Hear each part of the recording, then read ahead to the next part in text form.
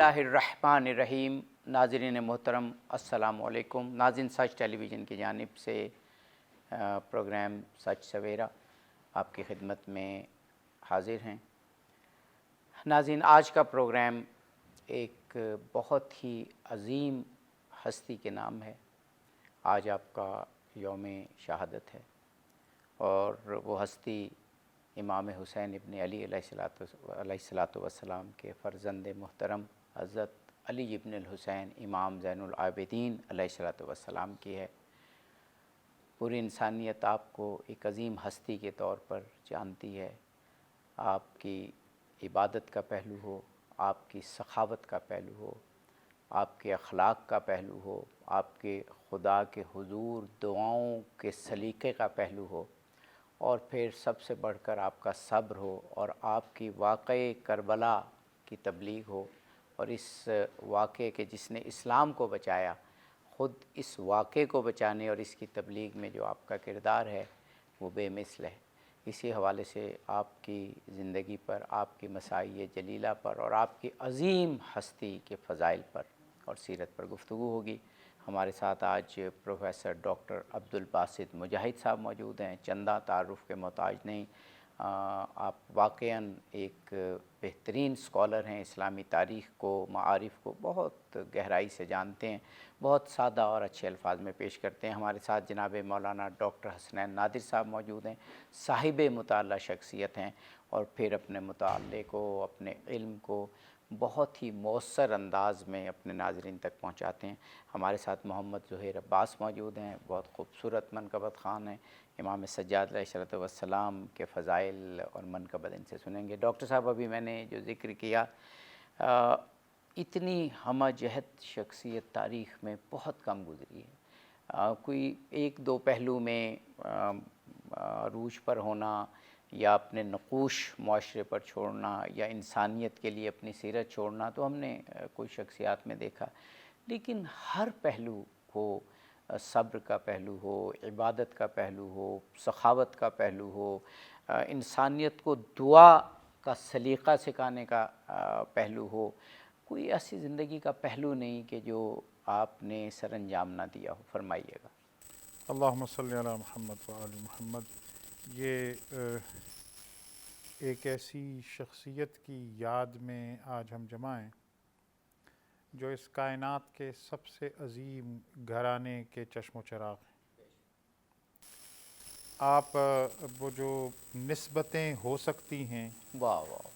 وہ ساری کی ساری نسبتیں حضرت امام سجاد کو حاصل رہی، اور وہ بھی اپنے پورے عروج کے ساتھ۔ اور پھر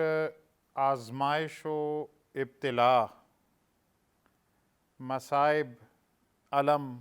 درد اور اس کی وہ ساری کیفیات، میں نہیں سمجھتا کہ کسی اور شخصیت نے ان سب کو اس طرح دیکھا اور جھیلا۔ اور اس کے بعد اللہ رب العزت نے جو سورہ کوثر میں بشارت دی،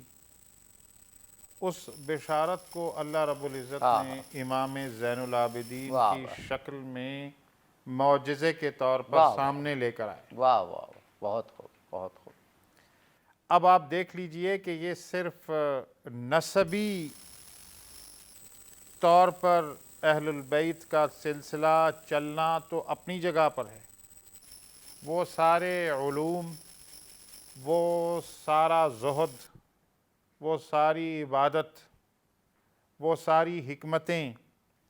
اور وہ جو نبی اکرم صلی اللہ علیہ وآلہ وسلم نے ارشاد فرمایا تھا کہ جو فراست مؤمنہ ہیں، اس کے بارے میں جو آپ نے ارشاد فرمایا وہ ہمیں مجسم حضرت امام زین العابدین کی شخصیت میں نظر آتا ہے۔ اور وہ حالات جن سے آپ گزرے، اور ان حالات میں وہ جو ان اللہ مع الصابرین کا بالکل ہمیں وہ جو تصور ہے وہ بالکل مجسم نظر آتا ہے، اور پھر کس طرح اللہ رب العزت نے نہ صرف جو اسلام کو زندہ کرنے کے لیے اہل البیت نے جو قربانیاں دیں، اور آپ نے انٹرو میں بجا طور پر یہ بات کہی کہ جیسے کہ کہا جاتا ہے کہ اسلام اور اسلام کی عظمت اور اسلام کی رفعت کو امام حسین اور آپ کے عظیم خانوادے نے جیسے بچایا، تو امام زین العابدین نے پھر اس کربلا کے پیغام، اس کربلا کے واقعے کو محفوظ رکھتے ہوئے مجھ تک اور آپ تک پہنچایا۔ واہ واہ بھائی، ڈاکٹر صاحب بہت سے پہلو حضرت امام سید سجاد علیہ السلام کے موجود ہیں،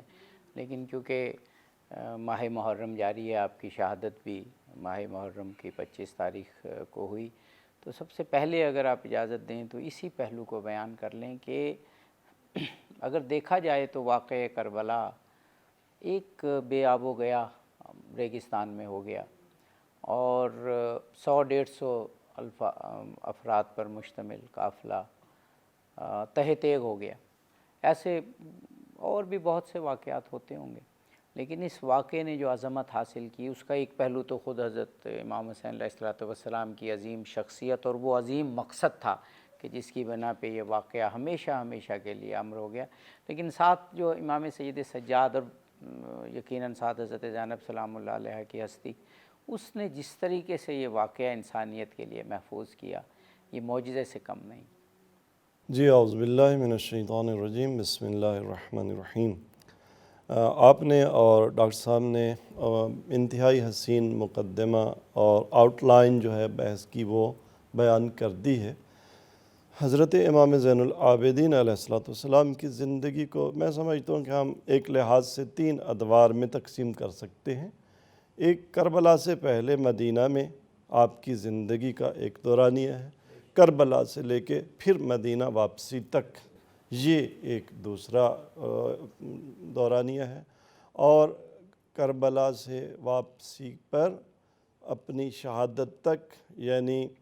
25 محرم سن 95 ہجری تک کا امام زین العابدین علیہ السلام کی زندگی کا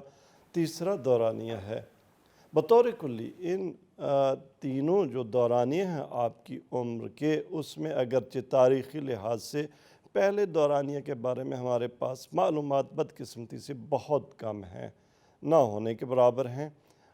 لیکن جو دوسرے دورانیہ دوسرا اور تیسرا ہے اس میں ماشاءاللہ اتنی تاریخی اور مستند معلومات ہمارے پاس موجود ہیں کہ جن کی بنیاد پر ہم آپ کی سیرت و کردار کے جو اہم محور ہیں یا موضوعات ہیں ان کو بیان کر سکتے ہیں۔ میرا جو ایک سطحی سا مطالعہ ہے اس حوالے سے، میں سمجھتا ہوں کہ یہ جو 2 ادوار ہیں امام زین العابدین علیہ السلام کی زندگی اور سیرت و حیات کے، اس میں چند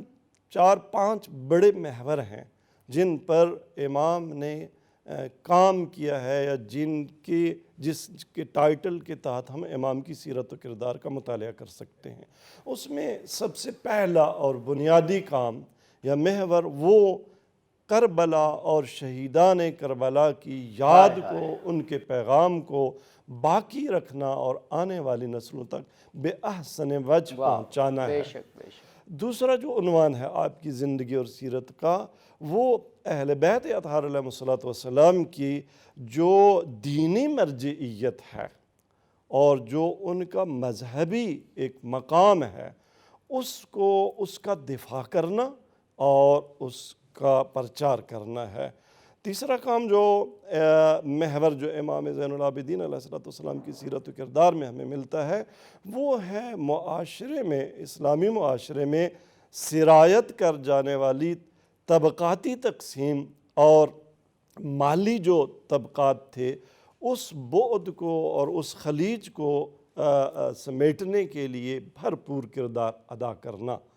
اور اس کے بعد ایک اور جو کردار ہے اور محور ہے آپ کی سیرت و تعلیم کو دیکھنے کا، بیان کرنے کا، وہ ہے جو اندیشہ اسلامی ہے یا ریلیجس تھاٹ ہے، اس کی ریکنسٹرکشن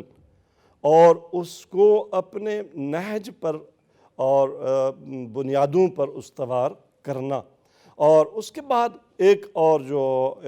امام کی جو سیرت و کردار میں ایک پہلو خود وہ اتنا مستقل ہو گیا کہ وہ عنوان آپ کا سب سے برجستہ ہو گیا کہ آپ زین العابدین ہو گئے، آپ سید الساجدین ہو گئے۔ تو وہ ایک اور پہلو ہے۔ تو سبحان جہاں تک پہلے آپ کے سوال کا تعلق ہے، وہ میں سمجھتا ہوں کہ پہلے ٹائٹل میں کہ شہیدان کربلا کی یاد کو باقی رکھنا اور اس پیغام کو پہنچانا، تو یہ تو دیکھیں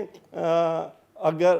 وہاں سے آپ کربلا ہی سے آپ نے اس چیز کا آغاز کیا ہے۔ آپ روایت مقتل کو دیکھیں کہ آپ جب مقتل سے چلتے ہیں اسیر ہو کے، تو جب آپ مقتل سے گزرتے ہیں اور وہاں پہ آپ کے چہرے پر موت کی زردی کے آثار جناب سیدہ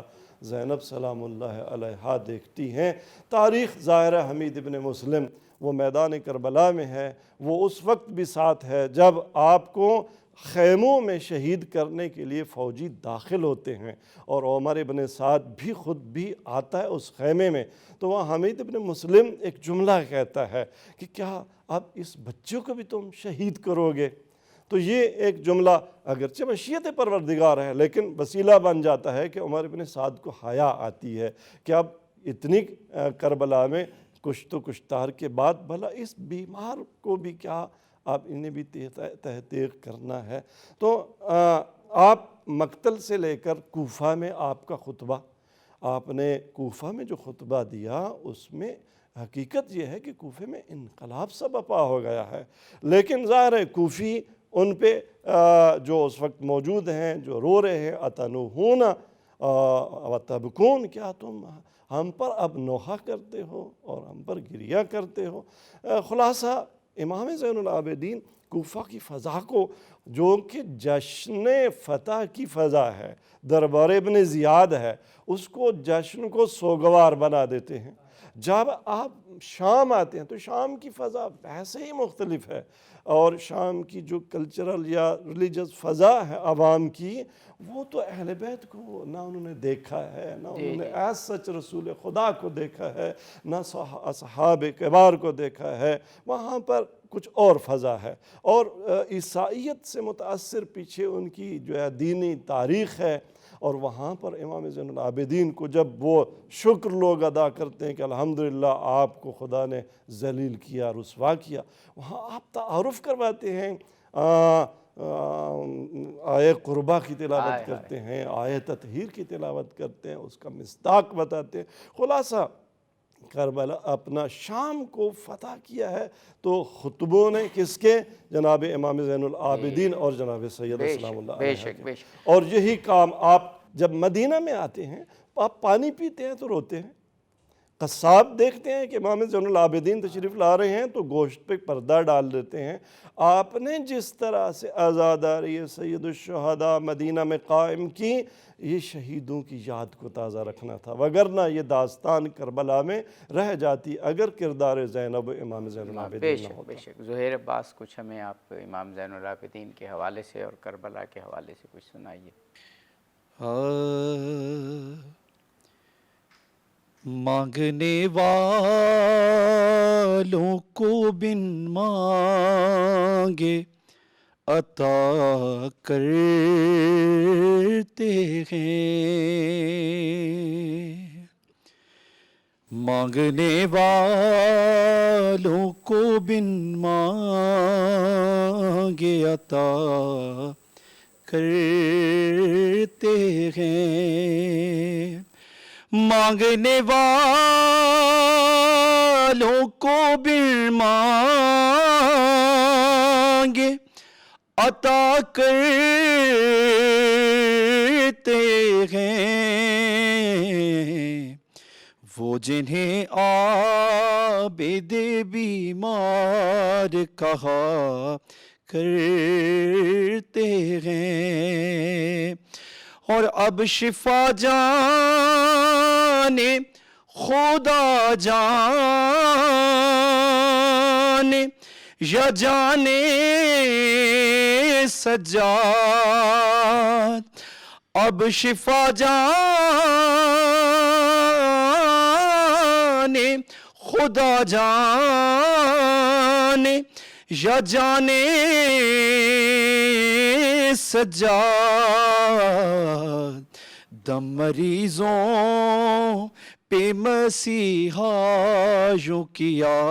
کرتے ہیں، اور صبر میں صبر بھی آپ کے قدموں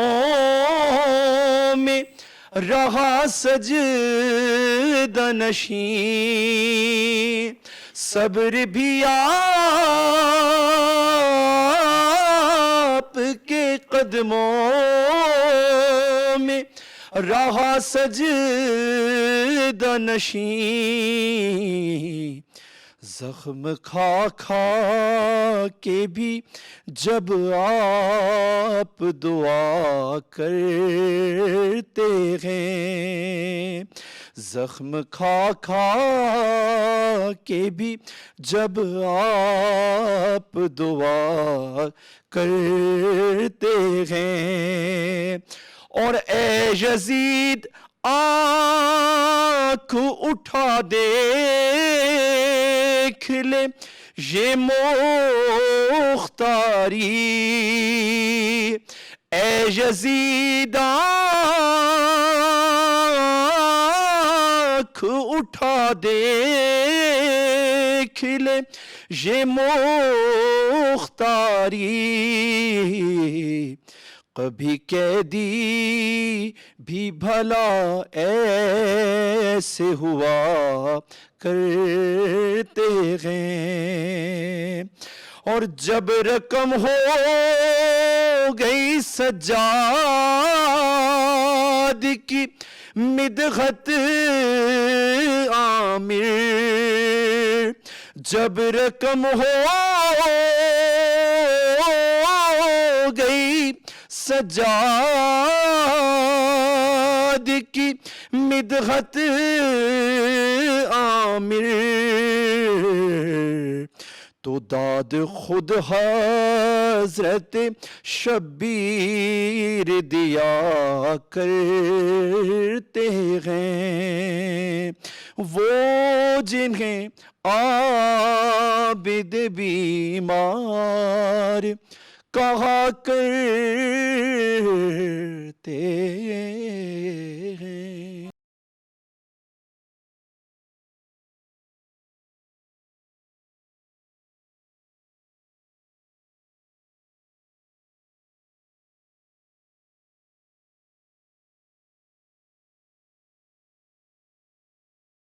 ناظرین، پروگرام میں ایک مرتبہ پھر حاضر خدمت ہیں حضرت علی ابن الحسین امام زین العابدین سید سجاد علیہ الصلوۃ والسلام کی یوم شہادت کے حوالے سے پروگرام۔ ہمارے ساتھ جناب ڈاکٹر عبدالباسط مجاہد صاحب موجود ہیں، اور جناب مولانا ڈاکٹر حسنین نادر صاحب اور ظہیر عباس منقبت کے لیے۔ ڈاکٹر صاحب، ابھی وقفے سے قبل ڈاکٹر حسنین نادر صاحب بہت ہی مؤثر انداز میں وہ آسپیکٹ بیان کر رہے تھے کہ کربلا کو امام سید سجاد علیہ الصلوۃ والسلام نے کس طریقے سے اس کی تبلیغ کی۔ میں آپ سے بھی چاہوں گا کہ اس وقت کے سرکمسٹانسز بھی حالات دیکھیں کہ جتنے بنی ہاشم ہیں سب شہید ہو چکے ہیں، امام حسین علیہ الصلوۃ والسلام کے موقف کے پیچھے آنے والے، آپ کی امامت کو تسلیم کرنے والے اور اسلام کی روح حقیقی کو جاننے والے یہ کربلا میں شہید ہو گئے۔ باقی پورا عالم اسلام تقریباً یزید کی بیعت و اطاعت کر چکا، اور آپ کے ساتھ ایک لوٹا پوٹا قافلہ ہے، وہ خواتین ہیں جن کے شوہر، جن کے بھائی شہید ہو چکے، اور بے پالان اونٹوں پر وہ سوار ہیں، یعنی جتنی بھی بظاہر قسمہ پرسی کی کیفیت ہے وہ ہو سکتی ہے۔ اور آپ شام پہنچتے ہیں کہ جو جیسے ڈاکٹر صاحب نے وجہ کہا کہ وہاں کا انوائرمنٹ ہی اہل بیت کو نہیں جانتا، اسلام کی حقیقی روح کو نہیں جانتا،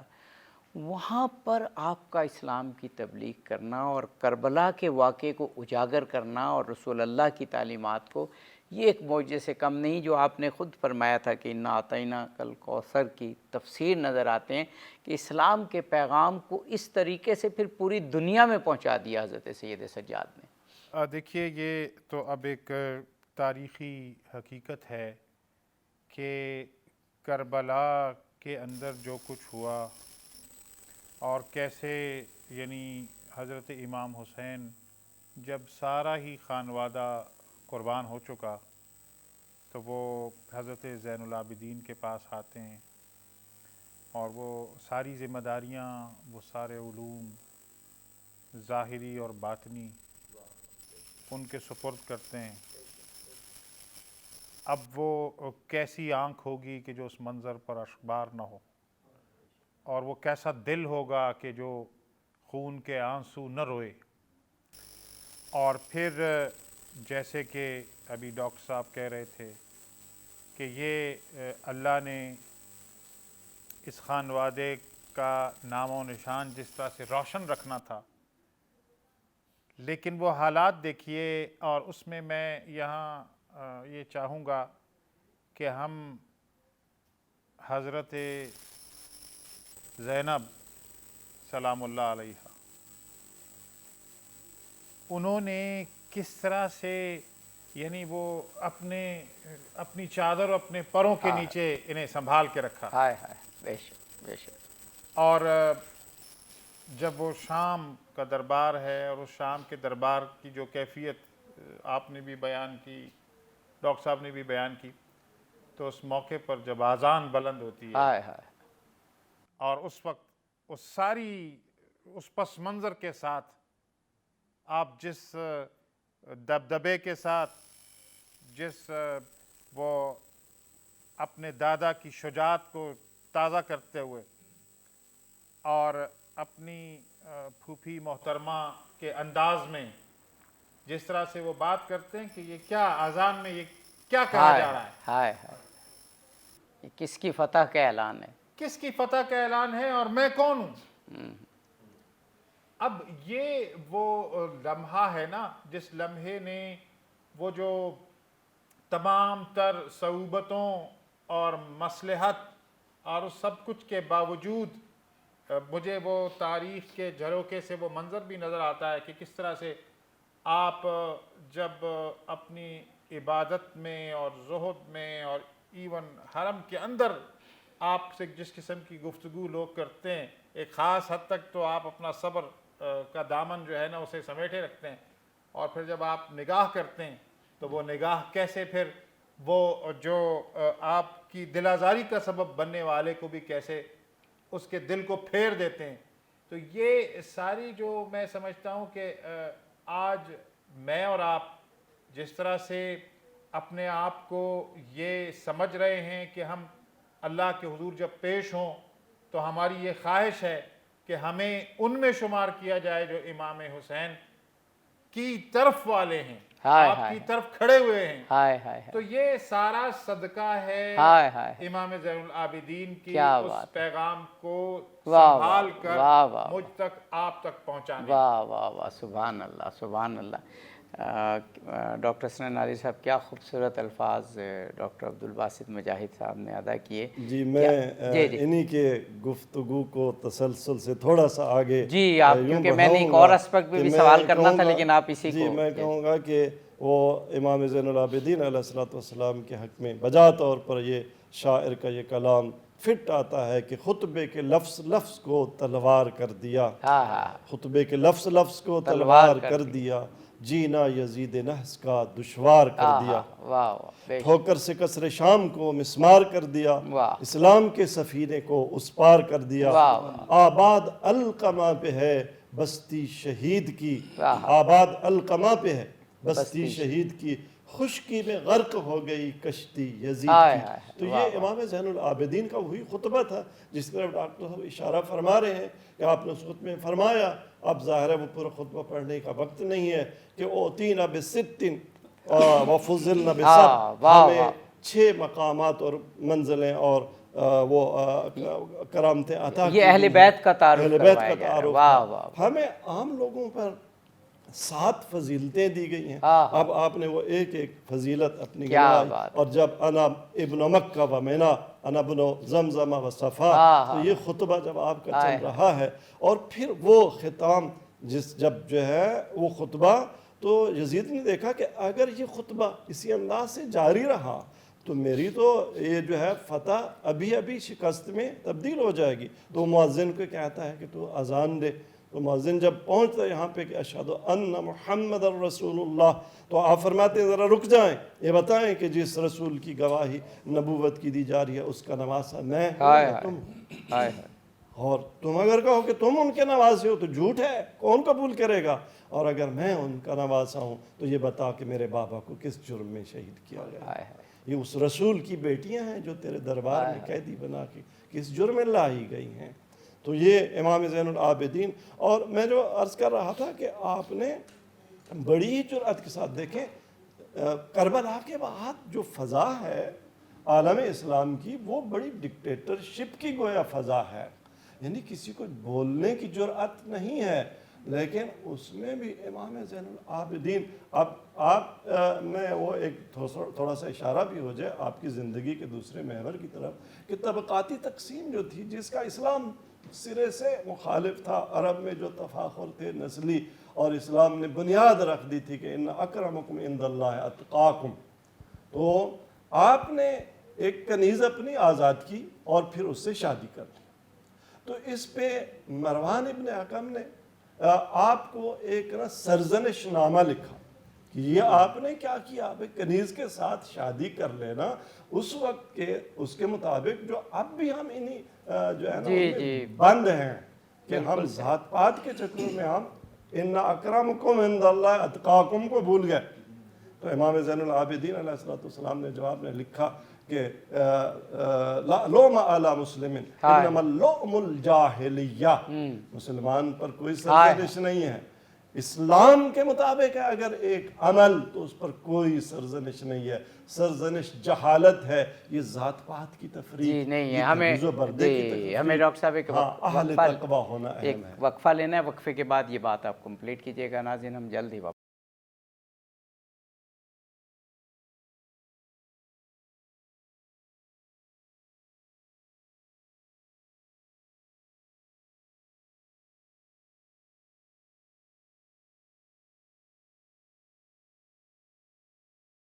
ناظرین، پروگرام میں ایک مرتبہ پھر حاضر خدمت ہے۔ امام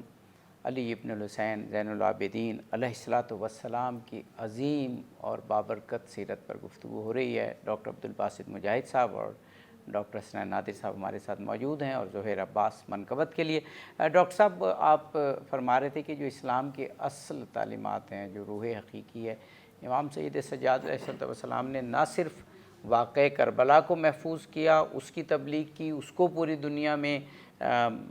محفوظ کیا، نشر کیا، بلکہ اسلام کی بنیادی تعلیمات کی بھی بات کی۔ تو وہ آپ ذات پات کے حوالے سے جو ایک طبقاتی تقسیم ہو جاتی ہے، جس میں دولت کے حوالے سے بھی ہوتا ہے، عزت اور وہ جو وقار ایک جھوٹا ہوتا ہے اس کے حوالے سے بھی ہوتا ہے، وہ بھی آپ نے ختم کرنے میں بڑا بنیادی کردار یا اس کی مضبوط بنیادیں رکھیں۔ جی بالکل، دیکھیں میں نے عرض کیا کہ اسلامی آئیڈیالوجی میں کوئی جو فخر ہے اور کرامت ہے خدا کی بارگاہ میں، وہ تقوی کی بنیاد پر ہے، وہ انسانی فضائل اور اقدار کی بنیاد پر ہے۔ سب آدم علیہ السلام کی اولاد ہیں، اور اگرچہ حسب و نسب کی فضیلتیں ہیں، لیکن اس کی بنیاد پر تفاخر، فخر فروشی، تو یہ اس کی اسلام اجازت نہیں دیتا۔ اور ظاہر ہے عرب کا وہ سماج اور معاشرہ جس میں ظاہر ہے اب اسلام آیا تھا، وہ ابھی تک اپنی پرانی اس پہ باقی تھا۔ تو جب عبد الملک کو یہ خبر پہنچتی ہے تو وہ امام کی اس میں گویا سرزنش میں ایک خط لکھتے ہیں کہ آپ نے ایسا کیوں کیا؟ تو امام نے بڑی شدت کے ساتھ اس کا جواب دیا، اور جب اس کے بیٹے نے سلیمان جو اس کا دوسرا بیٹا تھا، اس نے بھڑکایا باپ کو کہ اس سے یہ کہ کیوں جرأت کی سید سجاد نے ایسی، تو اس نے ایک جملہ کہا کہ چپ رہو، یہ بنی ہاشم کی زبان ہے جو چٹان کاٹ دیتی ہے۔ تو یہ جو خطبہ تھا وہاں پہ کہ خطبے کے لفظ کو تلوار کر دیا، تو یہ زبان ہے بنی ہاشم کی جو حق کے ساتھ بولتی ہے، جو فرق مٹاتی ہے۔ آپ نے طبقاتی تقسیم میں پھر مالی لحاظ سے دیکھیں، امام زین العابدین کی چونکہ کربلا کی مظلومیت، اور ہمارے سامنے ایک ہی چہرہ رکھا جاتا ہے عام طور پہ بیمار کربلا کی حیثیت سے اور اسیر کربلا کی حیثیت سے، حالانکہ سن 61 ہجری سے 95 ہجری تک کا دورانیہ امام زین العابدین کی زندگی کا، اس میں امام نے کیا کیا؟ راوی کہتا ہے کہ جب امام زین العابدین کی شہادت ہوئی تو مدینہ سے مخفی صدقہ غائب ہو گیا۔ رات کی تاریکیوں میں آپ لوگوں کو نہیں معلوم ہوتا تھا کون ہمارے گھر پہ یہ ہمارا راشن رکھ کے گیا ہے، اور جب آپ کی شہادت ہوئی اور غسل دیا جانے لگا تو جہاں وہ تازیانوں کے نشان آپ کی پشت پر تھے تو وہاں ان بوریوں کے نشان ہم کیوں بھول جاتے ہیں کہ جو امام لے کے جاتے تھے فقیروں کے دروازے پر اور ان کے گھر پر جی دیتے تھے۔ بے شک ڈاکٹر عبدالباسط مجاہد صاحب، پہلو اتنے ہیں کہ اس پروگرام میں انہیں سمیٹنا بہت مشکل ہے۔ ایک اور پہلو کا ذکر کرنا چاہوں گا جس کی آج ہمارے معاشرے کو اور خاص طور پر نوجوان نسل کو بہت ضرورت ہے۔ آپ بھی ہم بھی یونیورسٹیز میں پڑھاتے ہیں، نوجوان نسل سے براہ راست تعلق ہے۔ اطمینان، سکون اور روحانی جو ایک سکون ہے وہ غائب ہوتا جا رہا ہے۔ ہم 2-2 ڈھائی گھنٹے اس موبائل فون پر لگتے ہیں، شارٹ ویڈیوز دیکھتے ہیں، تصاویر دیکھتے ہیں، اور جب 2 گھنٹے کا سیشن ختم ہوتا ہے تو انتہائی جس کو کہتے ہیں ایک عدم اطمینان کی کیفیت ہوتی ہے، یعنی وہ جو فلفلمنٹ ہوتی ہے وہ بالکل اندر سے غائب ہوتی ہے۔ امام سید سجاد نے دعا کے ذریعے، جو ان کا پورا ایک مجموعہ اب تو موجود ہے صحیفہ کاملہ، دعا کے ذریعے خداوند قدوس سے جو رشتہ جوڑا ہے انسانیت کا، اس کی ضرورت ہے فالو کرنے کی، کہ ایک مختصر 1 صفحے کی دعا وہ پڑھ کے تو دیکھیں، خدا سے بھی رشتہ جوڑتی ہے، اور جو قلب کو ایک سکون عطا کرتی ہے وہ دعا، وہ آج وہ سکون مفقود ہے۔ اس پہلو سے فرمائیے گا۔ دیکھیے، سب سے اہم بات تو جو اسلام ہمیں سکھاتا ہے، جو امام زین العابدین نے اپنی سیرت، اپنے کردار، اپنے عمل سے ہم تک پہنچایا، وہ یہ ہے کہ جب کوئی سہارا نہیں رہتا تو ایک سہارا یقیناً موجود ہے، موجود تھا اور موجود رہے گا، اور وہ اللہ رب العزت کا سہارا ہے۔ اور یہ کہنا اور اس پر عمل کر کے دکھانا 2 بالکل مختلف چیزیں ہیں۔ اور آج جیسے صحیفہ سجادیہ کی شکل میں ہمارے سامنے وہ ساری مناجات اور وہ جو دعائیں ہیں، اور تاریخ ہمیں بتاتی ہے کہ آپ نے جو مدینہ میں وقت گزارا، اس مدینہ کے وقت میں ساری رات آپ اللہ کے ساتھ ہم کلام رہتے، آپ دعائیں کرتے، آپ سجدہ ریز رہتے، اور آپ کی آنکھوں سے اس قدر اشک رواں رہتے کہ وہ جیسے ڈاکٹر صاحب ذکر کر رہے تھے کہ وہ پانی پینے کی بھی نوبت نہیں آتی، اور وہ اشک آپ کے اس پانی کے برتن میں جمع ہو جایا کرتے تھے۔ اور یہ وہ کیا تعلق تھا، وہ کون سی طاقت تھی جو انہیں وقت کے جبر، استبداد کے سامنے نہ صرف کھڑے رہنے بلکہ حکمت کے ساتھ وہ جو منظر ہے، جس منظر میں ساری گردنیں جھکی ہوئی ہیں، اور وہ منظر ایسے ہیں کہ جو لوگ امام زین العابدین کے جس میں اطہر پر زنجیریں اور رسیاں باندھنے والے ہیں، وہ اشک بھی رواں ہیں ان سے، اور وہ باندھے بھی چلے جا رہے ہیں۔ تو امام زین العابدین جب پوچھتے ہیں کہ یہ کیا کر رہے ہو، تو کہا کہ یہ اس لیے کر رہا ہوں، آنکھوں سے اشک اس لیے رواں ہیں کہ مجھے معلوم ہے کہ آپ کون ہیں، اور یہ اس لیے کر رہا ہوں کہ مجھے پتا ہے کہ میرے ساتھ کیا ہوگا اگر میں نہ کروں۔ تو اس منظر میں آپ نے کس طرح سے طاقت حاصل کی، وَاسْتَعِينُوا بِالصَّبْرِ وَالصَّلَاحِ کو کیسے ہمیں کر کے دکھایا، اور جو قرآن نے ہمیں بتا دیا کہ قلب کا سکون تو اللہ کے ذکر میں ہے، اس ذکر کو کس طرح سے منضبط کیا، وہ کیا الفاظ ہیں۔ آج بھی میرا یہ یقین ہے کہ جن لوگوں کو اللہ نے یہ عطا کر رکھا ہے کہ وہ حضرت امام زین العابدین کے اوراد اور وظائف اور آپ کی مناجات کو مسلسل کرتے ہیں، ان کے چہرے پہ روشن نظر آتے ہیں، ان کے دلوں کو اطمینان نظر آتا ہے۔ اور آج جیسے آپ نے بتایا کہ یہ تو ہم کہتے ہیں کہ جی پاکستان کے اندر سب سے بڑی طاقت ہمارے نوجوان ہیں، بہت بڑی تعداد میں ہیں، لیکن اگر ان نوجوانوں کو ہم نے اپنے اسلاف کے ساتھ منسلک نہ کیا تو یہ ایک بہت بڑا المیے کی طرف بھی جا سکتے ہیں آج جو ہم گفتگو کر رہے ہیں اس گفتگو کو ہمیں عملی جامہ پہنانے کی ضرورت ہے. وہ جو اسوہ ہے امام زین العابدین کا، اس کو پہلے تو اس کا ادراک، پھر اس کی سمجھ، اور پھر ان فٹ سٹیپس پر چلنے کا حوصلہ، یہ ہمیں آج کے سارے مسائل سے نکال کر اطمینان کی طرف لے جانے اور اپنے رب سے تعلق کو استوار کرنے اور پھر رب کے پیغام کو نہ صرف سنبھالنے بلکہ اس کی نشر و اشاعت کا جذبہ پیدا کرنے کے لیے. جی بے شک بے شک. ہمیں ایک وقفہ لینا ہے، وقفے کے بعد انشاءاللہ یہ گفتگو جاری رکھتے ہیں.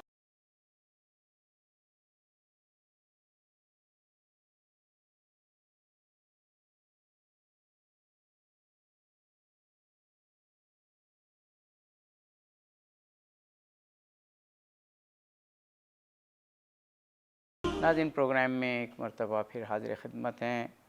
امام علی ابن الحسین سید سجاد امام زین العابدین علیہ الصلوۃ والسلام کی شہادت کے حوالے سے پروگرام. جناب ڈاکٹر حسنین ناظر صاحب ابھی وقفے سے قبل جناب ڈاکٹر عبدالباسط مجاہد صاحب امام کی دعاؤں کا ذکر فرما رہے تھے. میں چاہ رہا تھا کہ اگر آپ بھی اس میں کچھ فرما دیں، کیونکہ مسئلہ بڑا اہم ہے. ہم جب خاص طور پہ ینگ جنریشن کو دیکھتے ہیں کہ اس میں انفلفلمنٹ یعنی بے سکونی اور عدم اطمینان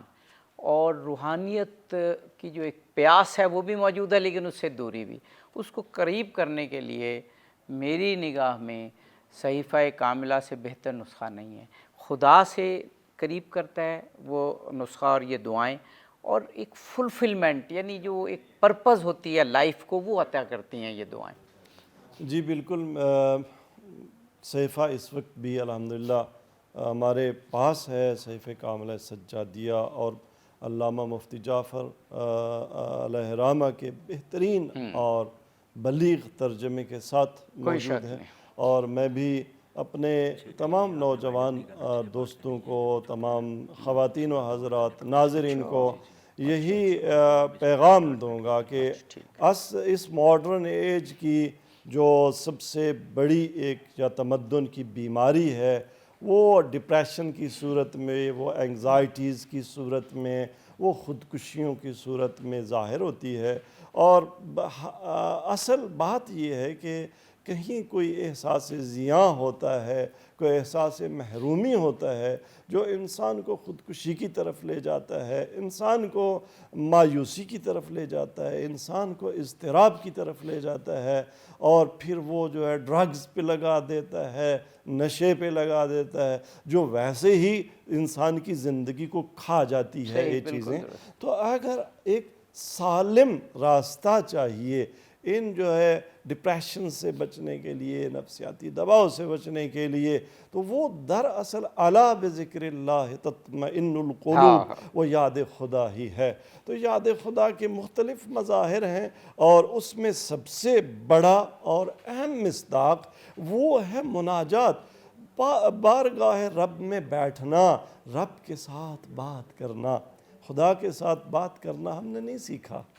خدا کے ساتھ بیٹھ کے بات کیسے کی جاتی ہے، راز و نیاز کیسے ہوتا ہے. مناجات وہ نجوہ سے ہے نا، نجوہ سرگوشی کرنا ہے. وہ جو ہے نا کو غیر نہ سن رہا ہو، آپ سرگوشی کریں. بھلا ہمارے نوجوانوں کو ہمیں اس بات کا ذرا یہ عجیب بات لگتی ہے کہ بھلا خدا کے ساتھ بھی سرگوشی کی جا سکتی ہے. یعنی خدا سے بڑھ کے تو بھلا کس کے ساتھ انسان مناجات کر سکتا ہے. تو اس کا بہترین نسخہ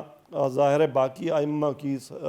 سرکار انبیاء صلی اللہ علیہ وسلم کی بہت ساری معصور ادعیاء اور دعائیں ہیں، لیکن ایک پوری کتاب کی صورت میں ما بین الدفتین آپ کو مناجات ملیں، اور مختلف مواقع کی مناجات ملیں جو آپ کے قلب میں سرور داخل کریں. وہ صحیفہ سجادیہ ہے، اور ضرور اس کا مطالعہ کیا جائے. بلکہ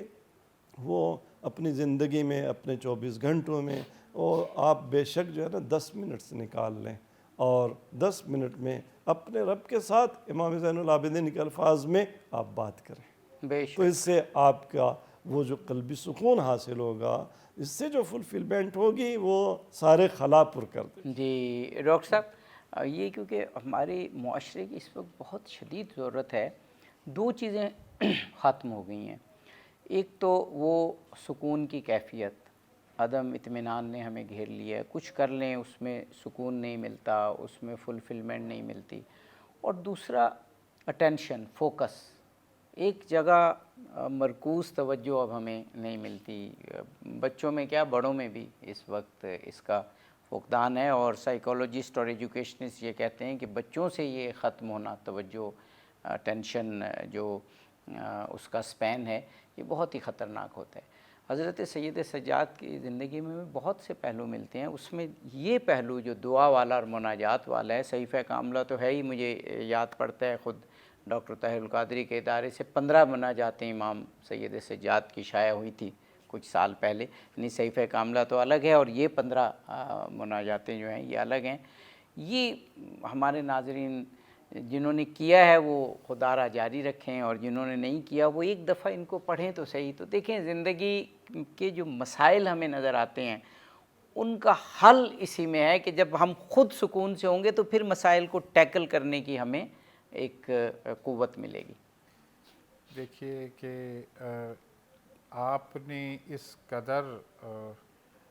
مصلی پر وقت گزارا، اس حد تک سجدے کیے کہ آپ کا جو لقب مبارک ہے وہ سجاد ہے۔ اب یہ بات جو سمجھنے کی ہے، مجھے ایک اللہ کے نیک بندے سے ملاقات کا موقع ملا، وہ 4 سلاسل کے شیخ تھے، اور ان سے جب موقع ملا تو انہوں نے جو مجھے نصیحت کی وہ میں ناظرین کے سپرد کر رہا ہوں، جو بالکل اسی کانٹیکسٹ میں ہے جو امام زین العابدین پر ہم گفتگو کر رہے ہیں۔ قرآن کہتا ہے کہ نبی کریم صلی اللہ علیہ وسلم کو مخاطب کرتے ہوئے وَتَبَتَّلْ إِلَيْهِ تَبْتِيلًا، تو جس کی طرف آپ فرما رہے تھے اشارہ کرتے ہوئے، جو توجہ نہیں رہی، جو سکون قلب نہیں رہا، تو ہمیں جس چیز کی ضرورت ہے اور جو ہمیں امام زین العابدین کی پوری زندگی میں مجسم نظر آتا ہے وہ تبتل ہے۔ تبتل کیا ہے؟ اللہ کے ساتھ وقت کو گزارنا۔ اور ابھی جیسے ڈاکٹر صاحب کہہ رہے تھے کہ کچھ لمحات ہمارے 24 گھنٹوں میں ضرور ایسے ہونے چاہیے کہ جس میں ہم باقی ہر چیز سے اپنے آپ کو جدا کر کے ہر قسم کی آوازوں اور امور اور یہ جو دنیا کے معاملات ان سب سے اللہ کی طرف متوجہ ہو جائیں، اور نبی کریم صلی اللہ علیہ وسلم جیسے غار حرا کے اندر اور اللہ کے ساتھ وقت کو گزارا کرتے تھے، اور پھر کربلا جیسے مصائب سے گزرتے ہوئے امام زین العابدین نے جو طریقہ اختیار کیا، ہمیں نبی کریم صلی اللہ علیہ وسلم کی اس حدیث مبارکہ کی طرح کہ ہم ویسے تو نہیں بن سکتے، ہمیں اس طرح سے رونا تو نہیں آ سکتا جیسے امام زین العابدین رویا کرتے تھے، لیکن وہ شکل تو بنانے کی کوشش کی جانی چاہیے کہ اگر ہم اس طرح سے اپنی راتوں کو نہیں گزار سکتے اور دن کو نہیں گزار سکتے تو کچھ لمحات تبتل کے ہمیں ضرور گزارنے۔ بے شک بے شک، بہت درست فرمایا۔ ہمارے پروگرام میں ابھی ہم ایک وقفے پر جائیں گے، لیکن وقفے کے بعد پھر ہمارے پاس کچھ وقت ہوگا۔ ناظرین، حضرت سید سجاد علیہ السلام کی زندگی کے مختلف پہلوؤں پر گفتگو ہو رہی ہے۔ آج 25 محرم الحرام آپ کی شہادت کا یوم ہے،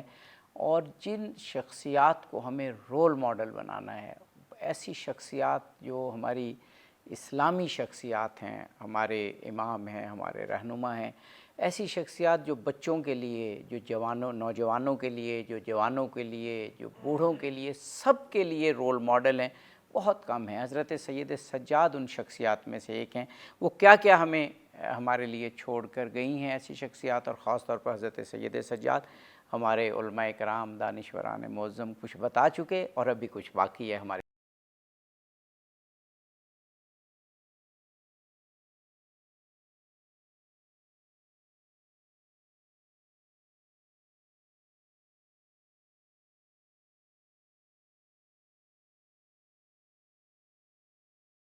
پروگرام میں ایک مرتبہ پھر حاضر خدمت ہیں۔ ناظرین، حضرت سید سجاد علیہ السلام کی یوم شہادت کے حوالے سے پروگرام ہے۔ ڈاکٹر عبدالباسط مجاہد صاحب، ڈاکٹر حسنین نادر صاحب ہمارے ساتھ موجود ہیں۔ ظہیر عباس سے کہوں گا کہ شہادت کے حوالے سے، مصائب کے حوالے سے ہمیں کوئی کلام سنائیے۔ ہر دن ہی کربلا ہے، عابد کے آنسوؤں میں ہر دن ہی کربلا ہے، عابد کے آنسوؤں میں ہر شام بے ردا ہے، ہر شام بے ردا ہے،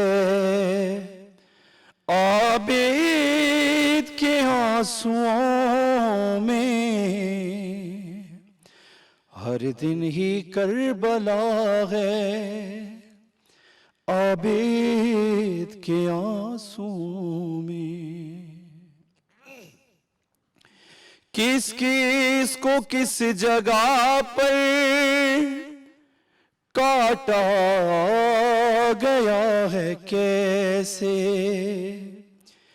کس کس کو کس جگہ پر کاٹا گیا ہے کیسے، نقشہ بنا ہوا ہے، عابد کے آنسوؤں میں ہر دن ہی کربلا ہے، سالار کارواں ہے ریتی پہ منہ کو ڈھانپے، سالار کارواں ہے ریتی پہ منہ کو ڈھانپے، اور خون رو رہا ہے، عابد کے آنسوؤں میں ہر دن ہی کربلا ہے، بازار شام ہو یا زینب کی پیشیاں ہوں، بازار شام ہو یا زینب کی پیشیاں ہوں، ہر دکھ جھلک رہا ہے، عابد کے آنسوؤں میں، اور کیسے بیاں ہو عامر دم ہی نہیں قلم میں، کیسے بیاں ہو عامر دم ہی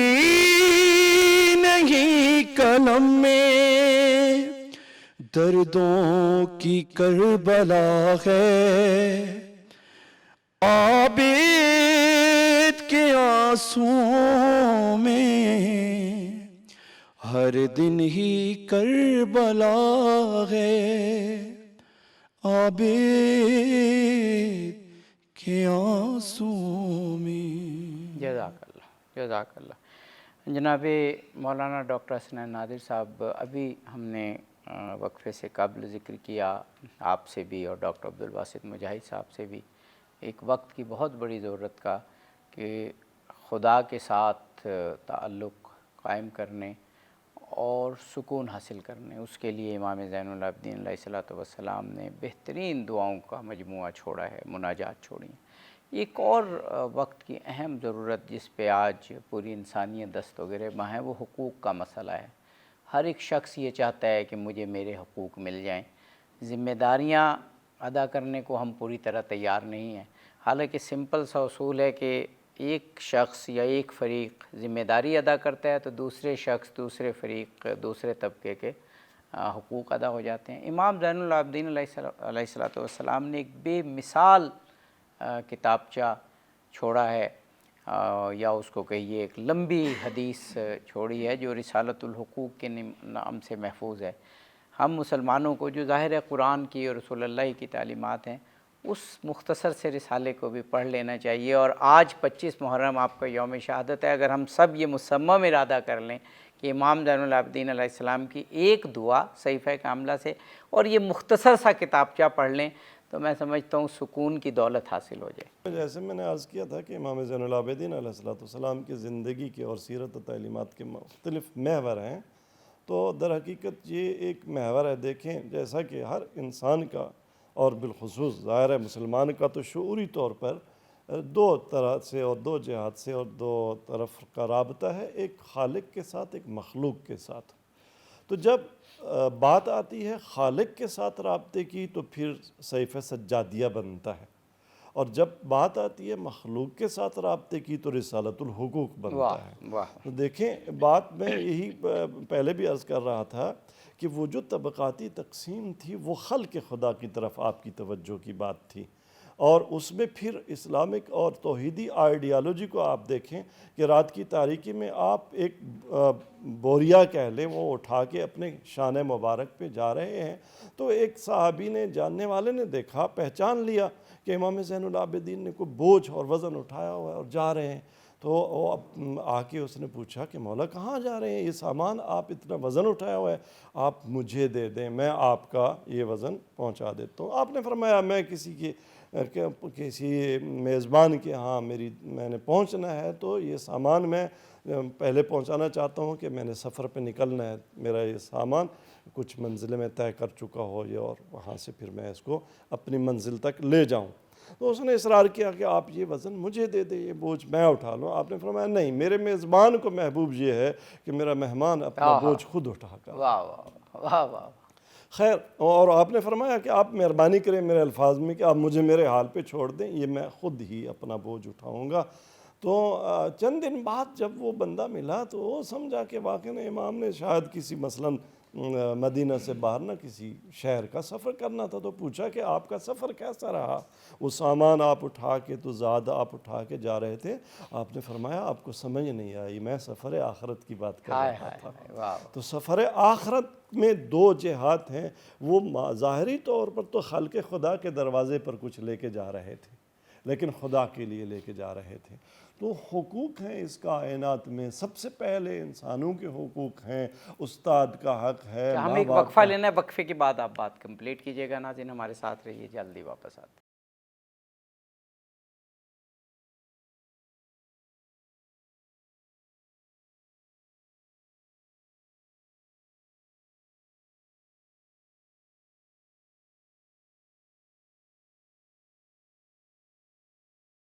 ایک مرتبہ پھر آپ کی خدمت میں حاضر ہیں. امام سید سجاد علیہ السلام کے یوم شہادت کا پروگرام، اور آپ کی زندگی اور آپ کی سیرت اور آپ کے فضائل پر بہت ہی مؤثر، پرتاثیر،